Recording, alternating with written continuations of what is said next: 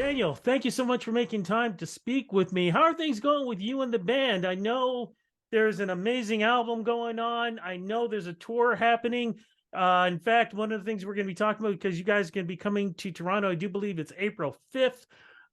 So many great things going on. And if I'm correct, recently you guys did a great contest for the fans in being able to win. I do believe it was drumsticks. Yeah, Did anybody actually win it yet, or is that contest still going on? man, that's a good question. I don't even know.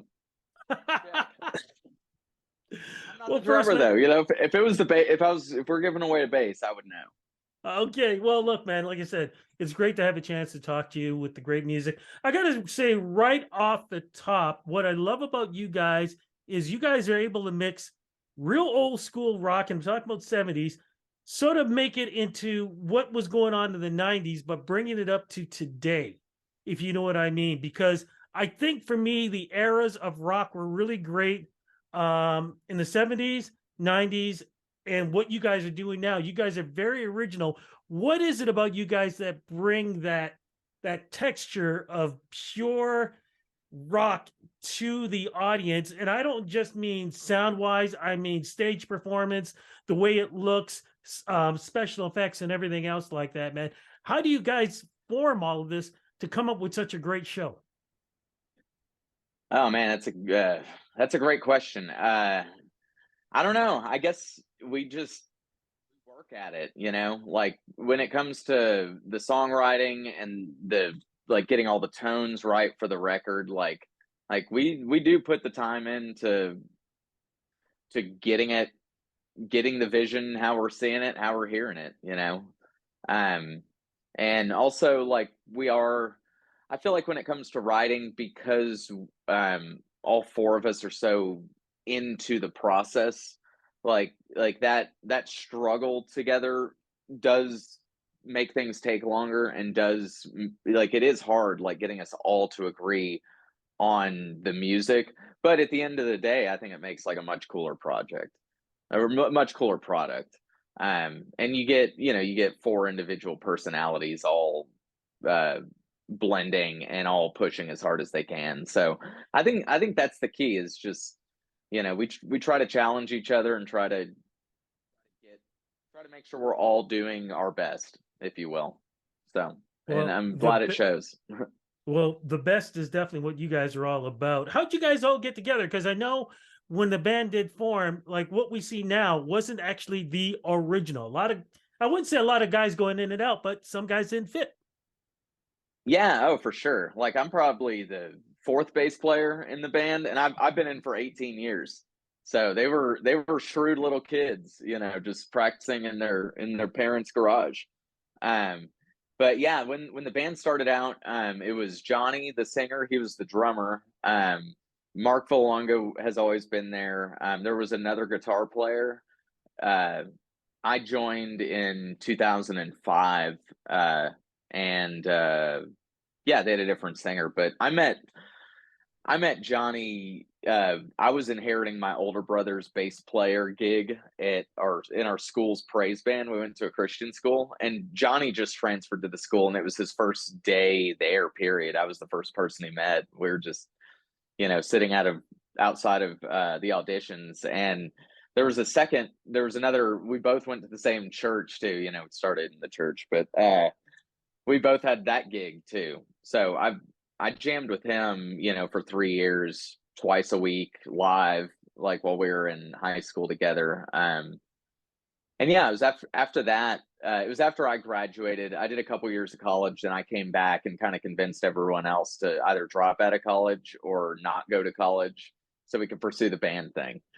So, Yeah, usually I would say and not a usually I would say not a smart thing, but I think for you guys, absolutely a smart thing to do. You guys are originally from Texas, correct? yeah, San Antonio. What was it like to start branching out and going into not just other states, but even coming into Canada too? What was that like? Oh man, it's so cool. Like, the nearest state to us was Louisiana, and that's a totally different world, and just meeting other bands in other cities, like the way you get out whenever you're just DIY band stuff, like You find another just unsigned band like in Houston, for instance, that can bring 100 people to their hometown show. You get in touch with them, and then you bring them to San Antonio, and they take you to Houston, kind of thing. And you gig swap your way kind of around the region. So yeah, so our first time like getting to a new state, we were with another band, just a local Louisiana band, but there were like 75 people at the show, and it was like, yeah, not starting from zero. And then getting international was super cool. Like even just getting to Canada, none of our phones worked that first time. Uh, we switched to I had a big map in the front seat. I'm like, oh yeah, we're going old school, baby. See, But none of these kids will understand what you just talked about, opening up a map. oh, That says it all there. What do you think it was? What album and song do you think really started to make the difference from you guys, from being a local group to finally being known, worldwide? yeah, I mean, it was definitely This Is the Time off of the self-titled record. And we made that record and released it. We funded it with a Kickstarter campaign, and then we recorded it in the house that me and Johnny were living in. It was just a self-produced DIY thing, and that was at about year 8 that we were in the underground just sloughing it out. And I was kind of at the point where it's like, let's put it all on the line. Let's make this 17 track record. If this doesn't do it, if this doesn't get us to the next level, I don't know what will. And yeah, we released that record. There was about 6 months of radio silence. Drove up to New York, did a showcase, got a bunch of no's, and then about 6 months later, things started happening. So What yeah. what was it about you guys that you did not give up? Because man, 6 months is a long time to wait when you feel this is the make it or break it album.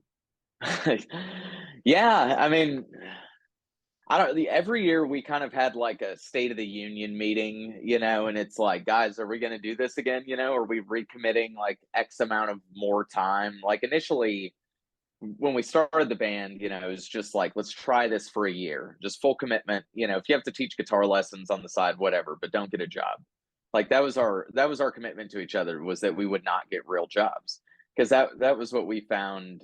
Like was once you start making money, you can't make less money. Like it's really hard. So if you just stay poor, you'll be okay. Yeah. So I don't know. We loved it, we loved it. We loved each other, and we believed in it. And there were enough people behind us, and with our parents behind us and everything, where it felt like it could be a real thing. It just needed time, and it took time. But It got real when you got 1, 2, 3 Grammy nominations. How did that feel, man? Oh, yeah. Really, the coolest part of it was for our family, and for those people that we slept on their couches for years, traveling through their cities, and we lived in their houses at discounted rent because we're their musician friends. So the Grammys were like, look, guys, we all did it. Like, thank you. Not that it's hard. It's art, so there's never a contest. But if there is a contest, it's the Grammys.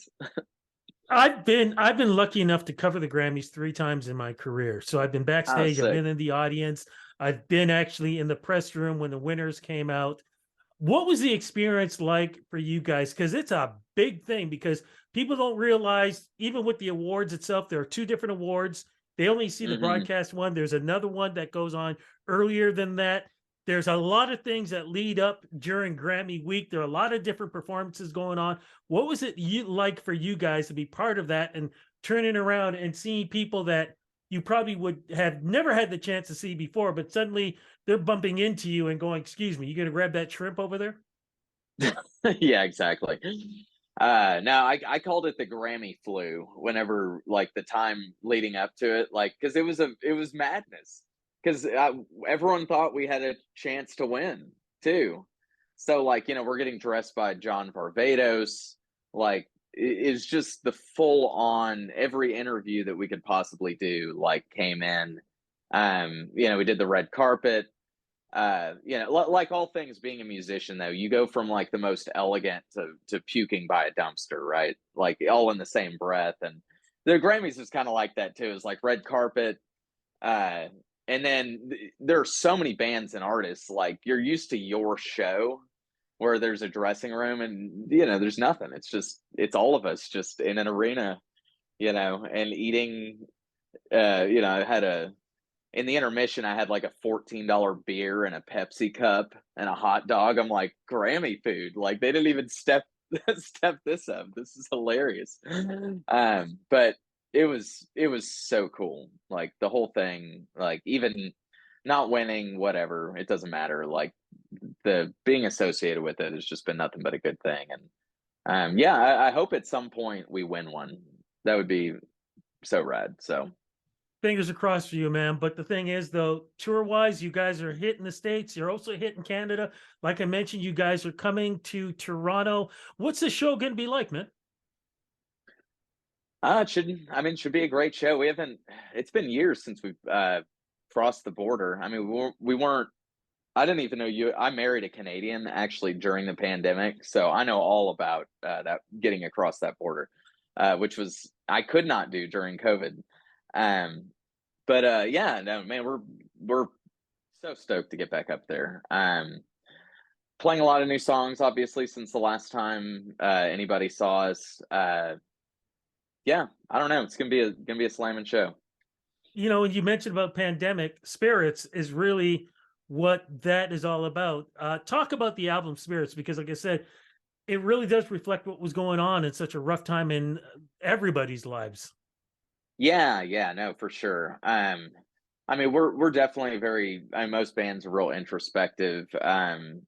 We write a lot from personal experience and our personal trials, and things like that. And what was cool and not cool about COVID was that we saw everyone's craziness, like we got to see the world in panic, and see what everyone was made of. And that's always a huge surprise.